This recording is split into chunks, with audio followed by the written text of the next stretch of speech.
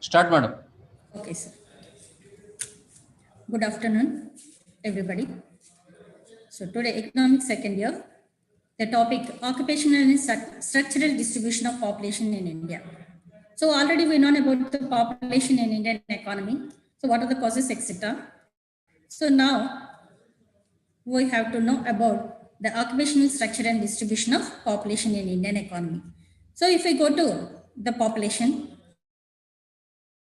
which is known as occupation distribution. So if we go to the economies, they divide it into three occupations or three categories: the primary activity and secondary activities and tertiary activities. That means the entire activities in the economy are divided into three types, or activities or occupations are divided into three types. Primary activities. Primary activities means the primary sector, that means agriculture and it allied activities, which are known as primary activities or primary sector. Agriculture, next to forestry, fishing, etc. All these included in primary activities. Second one is the secondary and manufacturing sector, or which is called as, that means manufacturing sector, that is the industrial sector, large scale and small scale included in the secondary activities or secondary sector. Next, third one is the tertiary activities. Tertiary activities means which is known as tertiary sector. It includes transport, banking, marketing, irrigation, water facilities, education, health. So these economic activities and social activities are included in tertiary sector. So the banking, communication, transport, next IT sector, all these included in the tertiary activities or tertiary sector. So the population, total population in the economy distributed among these three activities or three sectors, which is known as occupational distribution. So occupational distribution arises in the economies according to the stages, according to the development in the economy. Suppose, for example, if we take Indian economy, the total population in Indian economy divided into these three sectors, which is known as primary, secondary, and tertiary sectors. Suppose if we go to that, the manufacturing of industries play very important role in developed economies, and tertiary activities also play. But in case of developing economies, we can find that the agriculture and primary sectors play important role to provide employment opportunities and to provide the livelihood to them. So if there is a importance between the development of the economy and next occupational distribution. So depending on the distribution, we can find the development of the economy. So that means some of the economies, we go to the economies like, that means the transforming of population from primary sector to industrial and tertiary sector, it indicates the development in the economy. That means when the population of the economy transfer from primary sector to industrial sector and tertiary sector, it indicates the development. Next, if we go to Colin Clark, he says that always a high level of per capita income always associated with the high proportion of working population engaged in industrial and tertiary sectors. That means, so we can find higher rate of per capita income or standard of living of the people when high proportion of population worked in secondary and tertiary sectors. And he also says that the less standard of living we can find where the population associated in primary activities. That means the higher population, if depending on primary sectors, it leads to low standard of living, and higher standard of living we can find where the population depending on tertiary sector and secondary sector, according to Colin Clark. Next, we can go to Fisher. According to AGP Fisher, we can also find that in the progressive economy, we can find the activities of all kind. It may be shift from essential primary sector to secondary and tertiary sectors. That means the activities of the people transfer from primary sector to industrial and tertiary sectors, we can find development in those economies according to Fisher. Next, if we go to Kuznets, he also says in the same manner, that means the percentage of the people engaged in primary sector it shifts to industrial and tertiary sectors, then we can find development. So at last, Hans Singer, he also says that economic development will be achieved when transferring of 85% of agriculture population to 15% of agriculture population, agriculture dependent population, we can say that economy can achieve development. So according to these all economies, we can find that when the population engaged in tertiary sector and manufacturing sector, then only the economies can achieve high standard of living. So the occupational structure, it indicates the development of the economy. So next, if we go to the occupational distribution of working population in Indian economy. So according to this data, that means the primary, secondary and tertiary sectors, first we can go in 1951. So in 1951, the population depending on primary sector 72.1%, and in secondary sector 10.7 and tertiary sector 17.2%.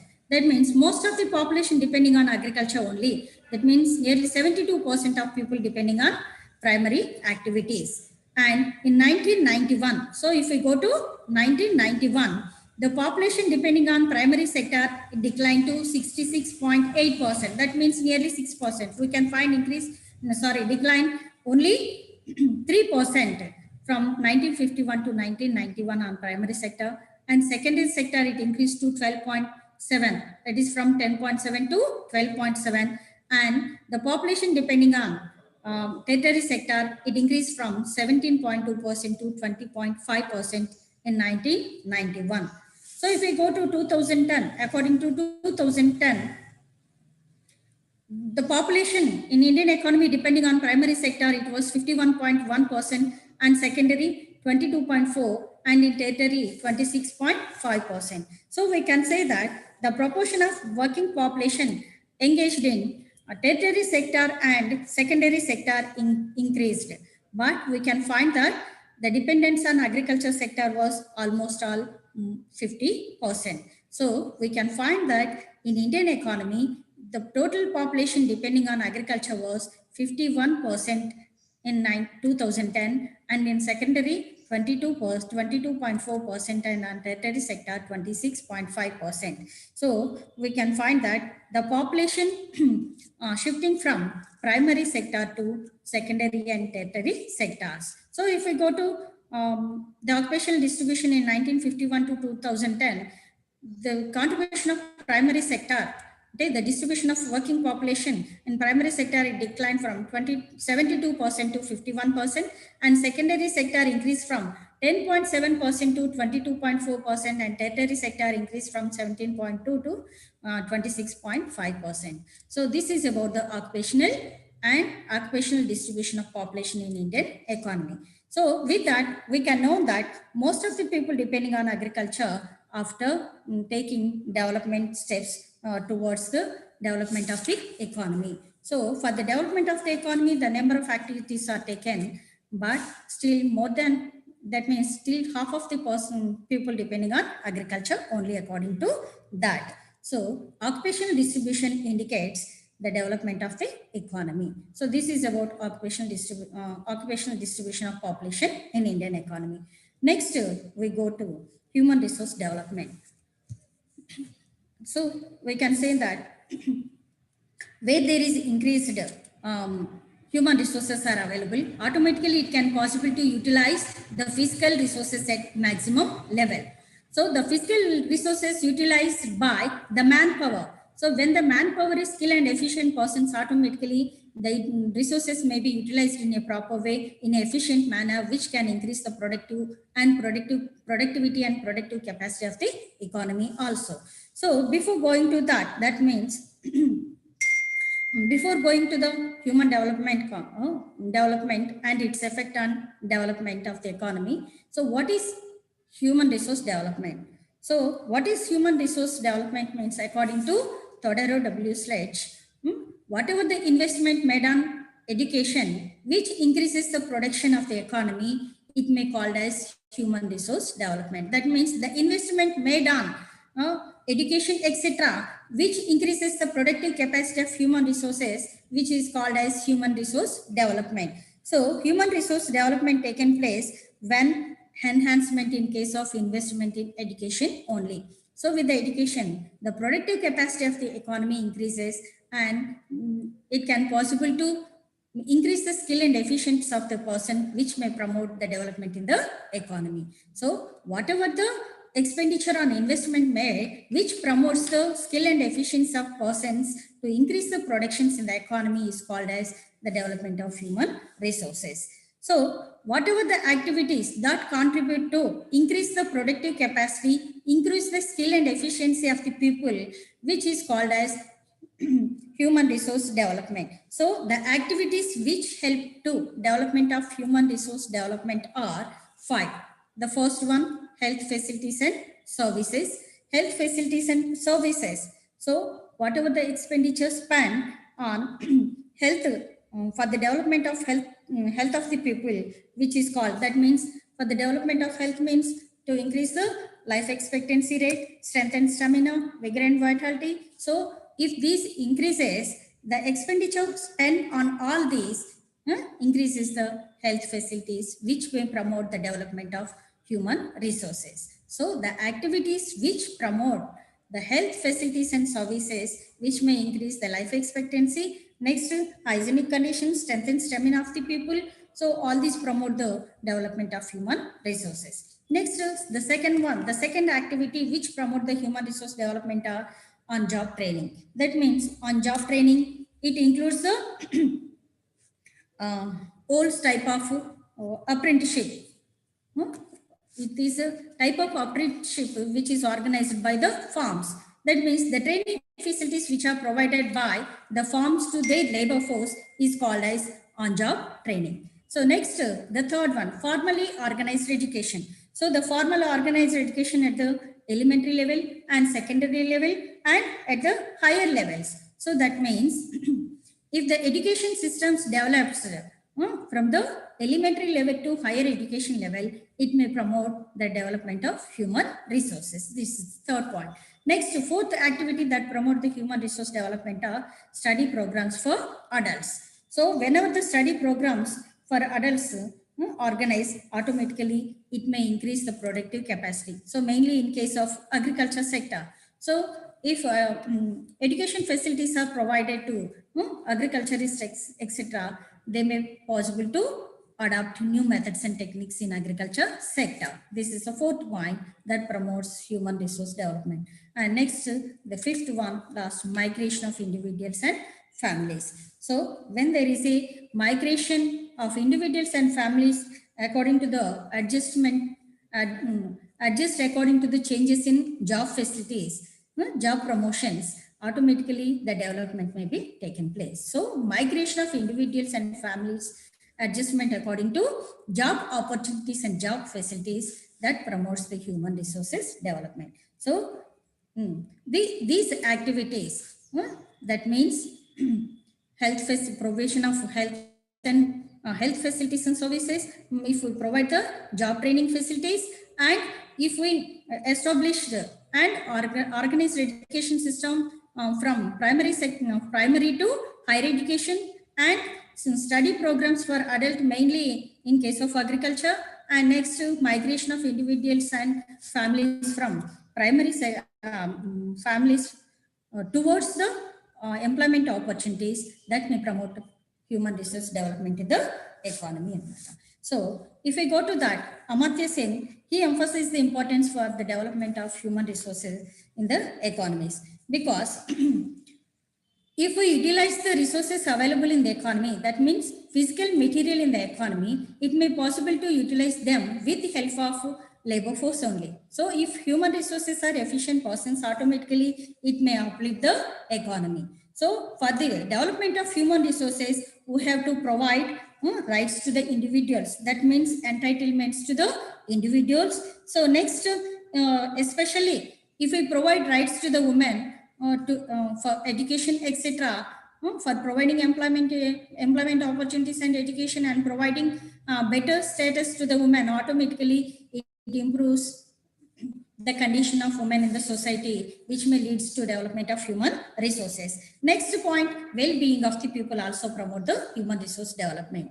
So if people are in a healthy and good condition, then only it was possible to increase productive capacity. And next, whatever the disabilities are there, mainly in case of children, it may be removed when well-being is provided by providing health facilities to people, by providing the proper nutrition food, mainly in case of children. And next, we have to pay attention towards improving the capabilities of the persons. Then only it was possible to increase health in the economies and increase and develop the human resources. So next, we go to before going to role of education. So if we go to the importance of human resource for the development of the economy. So the human resource development is necessary for the development of the economy. Once again, we go through that. So it can possible to utilize the resources at optimum level. So when the human resources are developed automatically, it may possible to utilize in a optimum manner, resources in a optimum manner, skilled and efficient persons are available. Next, trainee people are available in the economy, and it can possible to earn income by the people. So it can possible to reduce the disparities in the economy and inequality in the distribution of income and wealth also. So next, it can also possible to provide the technical, professional and administrative people for the better development of the economy. So the human resource development is necessary for development of the economy. The human resources development taken place in the economy, automatically it increases production and productive skills in a better manner, and it can possible to produce the quality commodities with the help of skilled and efficient persons at lower cost. So in that way, the human resources are helpful to development of the economy. So next one, we go to the role of education in economic development. We can all know that. So education and skill training, it is important for development of human resources. So without education, without the skill and training programs, it is not possible to increase skill and efficiency of the people, not possible to provide the efficient technical persons and managerial persons in the economy. So the education play very important role in the economy. So first point, how the education helpful development of the economy. The first one is the education helpful to economic development. So investment on education, it promote the economic development. We can know that. So according to Todaro and Smith, so according to Michael Todaro and Smith, education helps to increase the knowledge and skill and efficiency of the people to produce more. So it increases skill and efficiency of the people to produce more. And next, employment and income earning opportunities will be increased in the economy with the help of education. Next, educated leaders can be created. And next, it can provide skill and encourages modern attitudes in the people. So the education helpful to the economic development by providing skill and efficient person, and next providing opportunities to the earning more income level by providing employment opportunities, and it can possible to create educated leaders, and it can possible to provide skill and modern attitude people with the help of education. So education helpful to economic development of the economy is the first point. Next, second one, reduction of income inequalities. So if universal education improves, automatically it provides employment opportunities to the all people. So human capabilities are increased. So with the increasing human capabilities, it can possible to earn more income by the people. So with that, it can possible to reduce the income inequalities in the economy. That means to reduce the income inequalities, we have to provide better education facilities. So by providing education, it can promote the skill and efficiency in the people, and it can increase the capabilities in the people to earn more income. With that, the reduction in income inequalities may be possible. It is the second point. So next, the third point, how the education helpful to rural development. So education helpful to rural development. Mainly, if we provide provide education facility mainly in rural areas. So automatically, first of all, they can overcome from superstitions and ignorances, etc. So if the rural people are educated, automatically their attitude may be changed. Mainly, if they are illiterate, they give preference to social beliefs and customs, etc. So if they are educated, automatically they overcome from ignorance and superstitions is the first. So when the farmers are educated, they try to adopt new methods and techniques in agriculture sector. So with that, the production maybe increases in agriculture sector, and education provides skill to people to establish to set up the cottage and small scale in rural areas. So with that, the rural inequalities may be reduced with the help of education. So the education helpful to overall development of rural areas. By providing the education, the people can overcome from the superstitions and uh, other illiteracy conditions. And next, it may possible when we educated the farmers, automatically they may try to adopt new methods and techniques with that the productive capacity of the agriculture sector increases, and it may possible to establish small scale and cottage industries and other small industries in rural areas. With that, it can possible to provide employment opportunities to rural people and for possible to develop the rural areas, which may reduce regional imbalances in the economy. So next, the fourth one, family planning.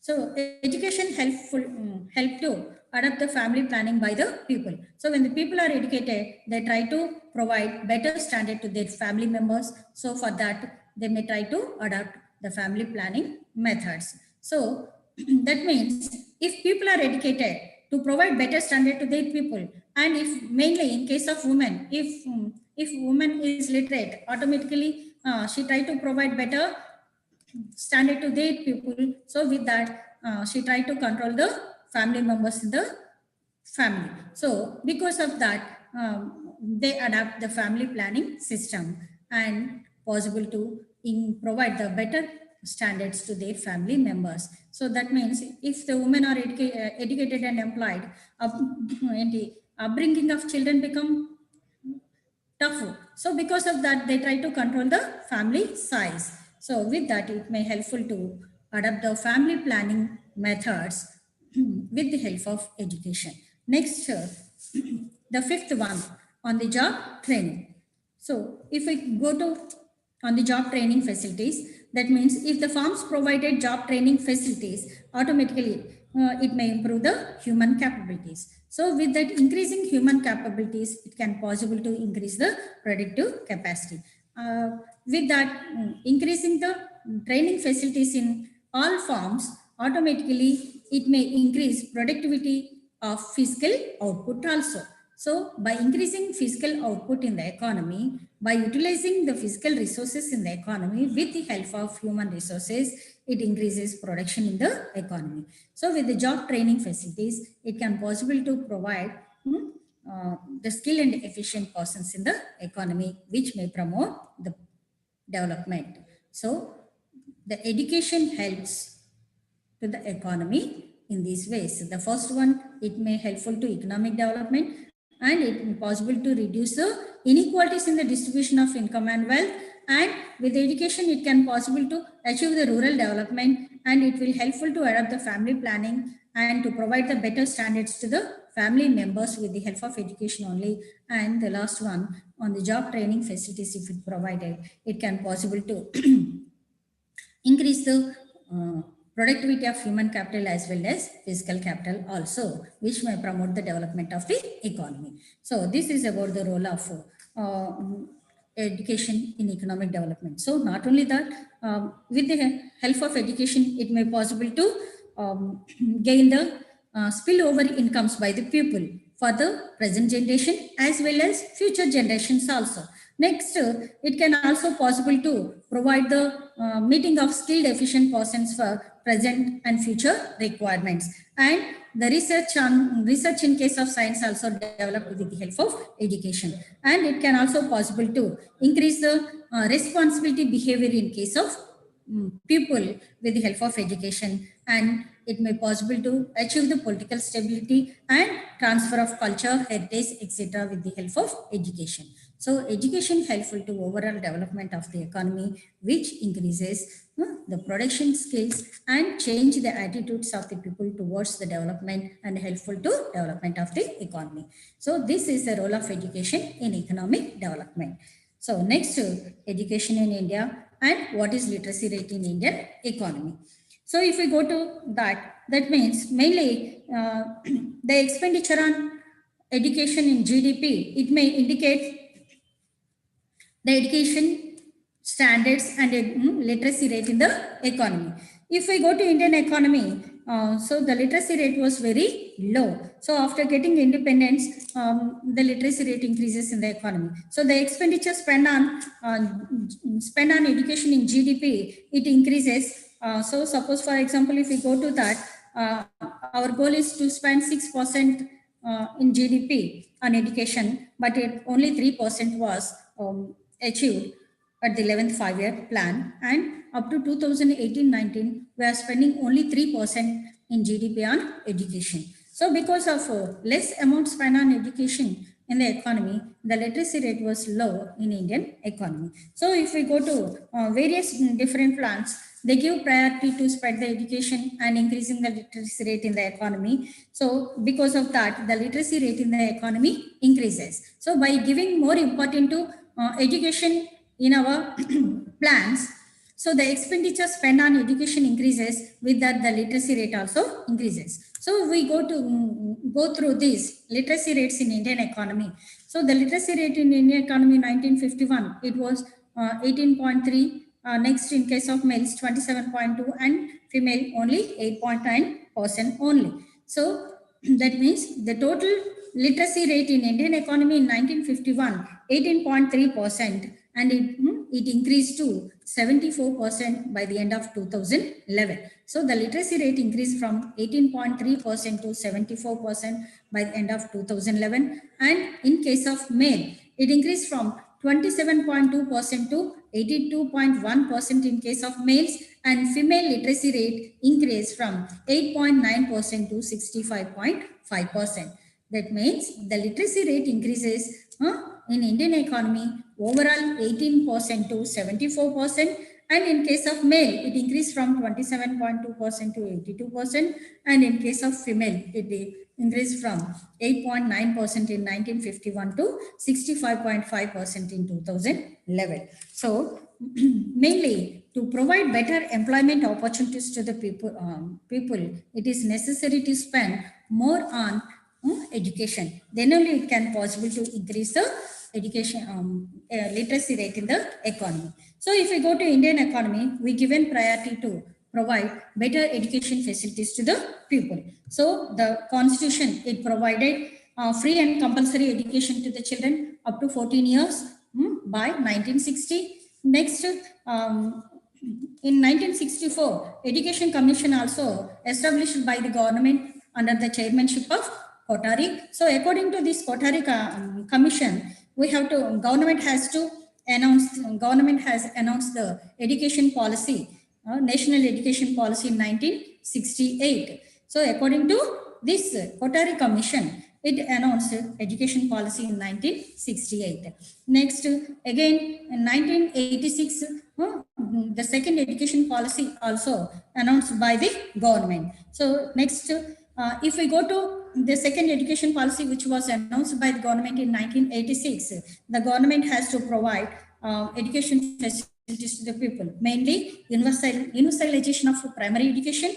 Next, high priority has to given to the qualitative improvement in education. And next, technical and higher education have given especially preferences, vocationalization of secondary education. So these are the important important policies which are announced in 1986 education policy in Indian economy. So they improve the quality of education and given importance to mainly the technical and higher education and vocationalization of secondary education. These are the important points in 1986 education policy in Indian economy. Next, the right to Free and Compulsory Education Act 2009 was passed by the Parliament. So, right of children to free and compulsory education Act 2009 was passed by the Parliament. So according to that, so we have to provide education facilities to the children 6 to 14 years by the 2010. So total 100%, we have to achieve 100% enrollment according to this education policy. We have to achieve 100% enrollment between 6 to 14 years by the end of 2010. Next, for the provision of providing universal education to all the children, the scheme of Sarva Shiksha Abhiyan, it was launched by the government in 2001. So, according to this is a Sarva Shiksha Abhiyan launched in 2001. It is a centrally sponsored scheme. So, next, Rashtriya Rashtriya Madhyamika Shiksha Abhiyan, it was also launched in 2009. The main aim of this program has to access to secondary education and improve the quality of secondary education. And next, university and higher education also given importance for the development of human resource development. Next, not only that, improvement in the quality of higher education along with the expansion of age group 17 to 23 years also emphasized according to this education policy. Not only that, a large scale expansion also we can find in case of university education during 11th 5-year plan. So the central government is planning to introduce the new education policy to provide education to all the people, mainly to improve the technical and university and higher education in the qualitative education in the economy. So if we go to that, to improve the education facilities in the economy, the expenditure which spent on education also increases in our economy. So with that, the gross enrollment increases due to investment made on education. So the gross enrollment in case of primary level, it was 96% during 2013 to 14. And next, if we go to excuse me, secondary and higher level, the total enrollment between the age group 14 to 18, it was 40%. And next, regarding the All India Survey on Higher Education 2017 to 18, All India Survey on Higher Education 2017 to 18 report, the gross enrollment in case of higher education was 25.8% in 2017 to 18. So that means overall, the priority given by the government to improve the education in the economy, automatically the enrollment increases mainly in case of primary level up to 96%, and between the 14 to 18 years, the enrollment increased to 40%, and next the higher education enrollment also reached to 25.8% up to 2017 to 8. So as a result, number of institutions established mainly in the field of engineering, next in the field of medicine, management and agriculture. Agriculture colleges and universities are established in the economy for the increasing human resources development. Kamla madam, conclude. So, sir? Conclude. Okay. So next one, the role of health in economic development. So for the development of human resources, health play a very important role. So improvement in health of the people automatically increases the productive capacity of the persons and improve the quality in the human capital. So because of that, the preference may be given to health by the Indian government. So the Indian government given important role to increase the human resources development in the economy, the quality of the human capital, and to increase the productive capacity of the economy. It given priority for the providing and improving the health conditions in the economy. So expenditure on health increases in the economy to improve the health conditions in the economy. So for that purposes, it may provide rehab, disease prevention. It may take the steps for the investment on medical knowledge, and next it given priority to disease prevention, and it also providing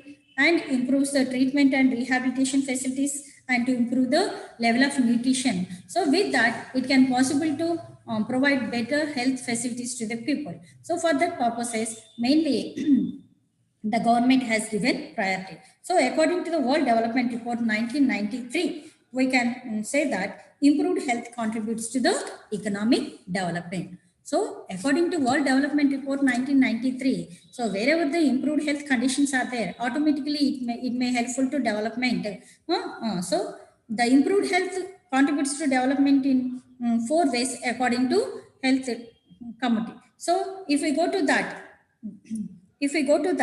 how it will helpful to economic development. The first one, it reduces the production losses caused by workers' illness. That means if health conditions are provided to the people, if people are healthy in conditions, automatically it reduces the production losses which are caused by the workers' illness. So due to illness of the workers, they are unable to attend the duties. So it may lead to production loss. But whenever the improved health conditions are provided to workers, it may reduce the production losses which are caused by workers' illness.